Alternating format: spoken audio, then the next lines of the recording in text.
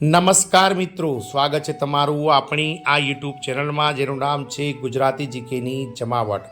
તો આ રાજ્ય સરકાર દ્વારા રાજ્ય સરકારના વિવિધ વિભાગો, બોર્ડ, નિગમ, કોર્પોરેશનો, સ્વાયત્ત સંસ્થાઓ વગેરેમાં કામ કરતા કોન્ટ્રાક્ટ અને આઉટસોર્સ કર્મચારીઓને મોટી ભેટ આપવામાં આવી છે।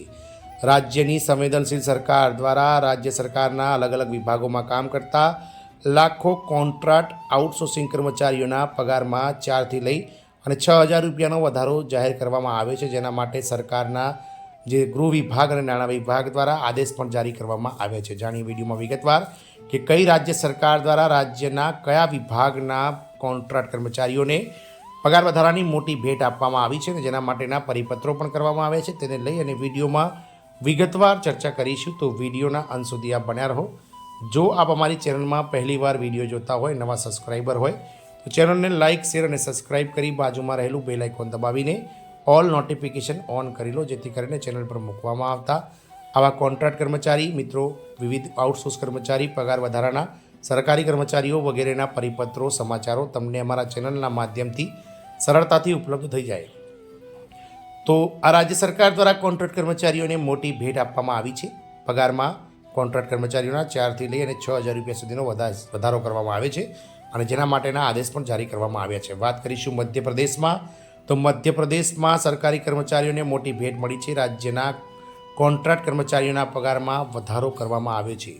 રાજ્યની મોહન યાદવ સરકાર દ્વારા આ નિર્ણય લેવામાં આવ્યો છે।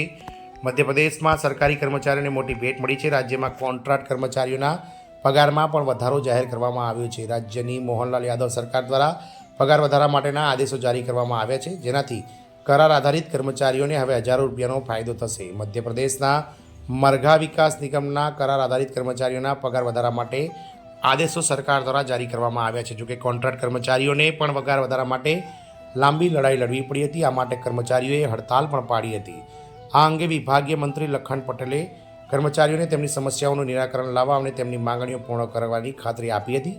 તેમણે એવી પણ ખાતરી આપી હતી કે કરાર કર્મચારીઓના પગારમાં વધારા માટેના આદેશો ટૂંક સમયમાં જારી કરવામાં આવશે। પગાર વધારાનો આદેશ જારી થયા પછી મરઘા વિકાસ નિગમના કરાર કર્મચારીઓએ રાજ્યના પશુપાલન મંત્રી લખન પટેલનો આભાર માનવા માટે સંપર્ક કર્યો હતો। નિગમના કોન્ટ્રાક્ટ કર્મચારીઓ મંત્રી પટેલના નિવાસસ્થાને પહોંચ્યા અને તેમને મીઠાઈ ખવડાવી અને પગાર વધારા બદલ આભાર માન્યો હતો। કર્મચારીઓ છેલ્લા 33 દિવસથી હડતાલ પર હતા। જણાવી દઈએ કે મરઘા વિકાસ નિગમના કોન્ટ્રાક્ટ કર્મચારીઓ કોન્ટ્રાક્ટ પોલિસી 2023 લાગુ કરવાની માંગ કરી સાથે અનિશ્ચિત હડતાલની સમયની મુદતની હડતાલ પર હતા। પ્રદેશ પ્રમુખ રમેશ રાઠવાના નેતૃત્વમાં કર્મચારીઓની આ હડતાલ છેલ્લા 33 દિવસથી ચાલી રહી હતી। અંતે કરાર આધારિત કર્મચારીઓના પગાર વધારાના સરકાર દ્વારા આદેશો જારી કરવામાં આવ્યા છે। આ આદેશ હેઠળ કરાર કર્મચારીના પગારમાં નોંધપાત્ર વધારો થયો છે। આ આદેશ હેઠળ કરાર કર્મચારીના પગારમાં નોંધપાત્ર વધારો થયો છે। નવા ઓર્ડર સાથે બધી પોસ્ટ પર 4,000થી લઈ અને 6,000 રૂપિયા સુધીના લાભો ઉપલબ્ધ થશે। પ્રદેશ પ્રમુખ રમેશ રાઠોડે આ આદેશ જારી થવા પર ખુશી વ્યક્ત કરી છે। તેમણે કહ્યું કે વિભાગીય મંત્રી લખન પટેલે આ અંગે કોન્ટ્રાક્ટ કર્મચારીઓને ખાતરી આપી હતી અને તેમણે પોતાનું વચન પણ પૂર્ણ કર્યું છે। મંત્રી પટેલે કર્મચારીઓની સમસ્યાઓના નિરાકરણ અને તેમની માંગણીઓ પૂર્ણ કરવા માટે યોગ્ય પગલાં લેવાની વાત કરી હતી। તેમણે કહ્યું હતું કે પગાર વધારા માટે ટૂંક સમયમાં આદેશ જારી કરવામાં આવશે અને સરકાર આના માટે ઓફિશિયલ જીઆર નાણાં વિભાગ દ્વારા બહાર પાડશે। આમ મધ્યપ્રદેશ સરકાર દ્વારા મરઘા વિકાસ નિગમના જે કોન્ટ્રાક્ટ કર્મચારીઓ છે તેમના માનદ વેતનમાં 4,000થી લઈ 6,000 રૂપિયા સુધીનો વધારો કરી અને આ કર્મચારીઓને અનેરી ભેટ આપી છે। જય હિન્દ, અસ્તુ।